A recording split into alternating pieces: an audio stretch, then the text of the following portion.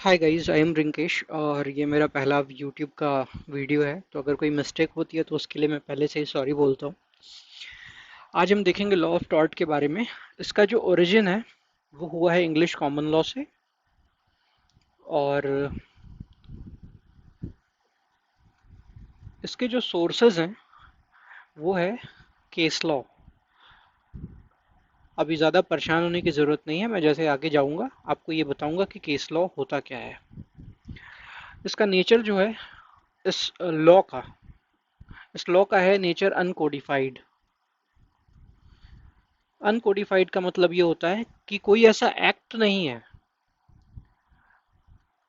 जैसे आपने देखा होगा कि इंडियन कॉन्ट्रैक्ट एक्ट या आपका ट्रांसफर ऑफ प्रॉपर्टी एक्ट। तो जो टॉर्ट है हमारा, ये कोई एक्ट नहीं है। Okay, this is not an act, this is uncodified law.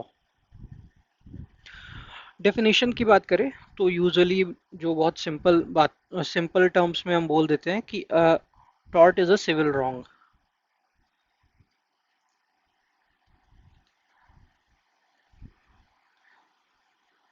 लेकिन ये डेफिनेशन अपने आप में कंप्लीट नहीं है। तो हम खुद से डेफिनेशन ना बना के, एक जूरिस्ट है सर जॉन सैलमंड, ये सैलमंड साहब हैं, हम इनकी डेफिनेशन को एक बार पढ़ते हैं।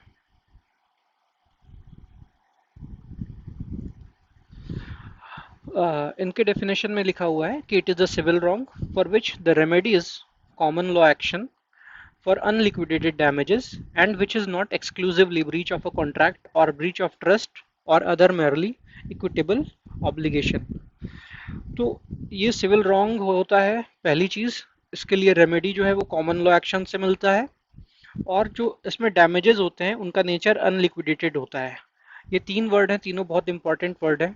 और इस डेफिनेशन को सही से समझने के लिए ये तीन चार शब्द हमें समझना पड़ेगा, इसको डेप्थ में जाना पड़ेगा। ठीक है, पहले डेफिनेशन को अपने वर्ड्स में एक बार देख लेते हैं कि एनी एक्ट और ओमिशन, कोई काम करना या किसी काम को न करना जिससे which violate someone personal right is tort, जिससे किसी का भी पर्सनल राइट वायलेट हो रहा हो वो टॉर्ट कहा जाएगा। In tort damages must be of unliquidated nature. जैसा कि सलमान साहब भी बोल रहे हैं कि डैमेजेस कैसे होने चाहिए, अनलिक्विडेटेड नेचर के होने चाहिए। मैं अभी आगे बताता हूँ कि अनलिक्विडेटेड नेचर क्या होता है।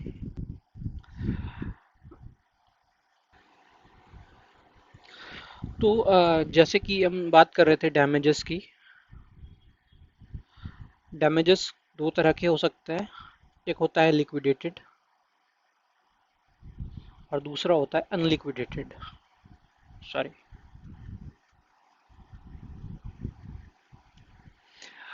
लिक्विडेट डैमेज में जो अमाउंट होता है या जो भी प्राइज मनी होता है वो फिक्स होता है। उसके अपोजिट अनलिक्विडेटेड डैमेज में नॉट फिक्स्ड, इसका डिटर्मिनेशन कोर्ट करती है। एक एक एग्जांपल से समझते हैं इसको। सपोज करिए ये ए है, ये इसका लैंड है। बी इसके लैंड में बिना इसके परमिशन के घुस जाता है, तो इसको कहते हैं ट्रेसपास टू लैंड। ये एक तरह का टॉर्ट होता है। अब इसके लिए ए बैठा तो रहेगा नहीं, ए जाएगा कोर्ट और वहां से कॉम्पेंसेशन लेगा। तो कोर्ट क्या डिसीजन देगा कि बी ए को कॉम्पेंसेट करे, कुछ हर्जाना दे। हर्जाना क्यों दे? क्योंकि बी ने ए के लैंड में ट्रेसपास किया है, बिना ए के परमिशन के वो ए की जमीन में घुस गया था। अब सपोज करिए कि बी एक बहुत पैसे वाला बंदा है,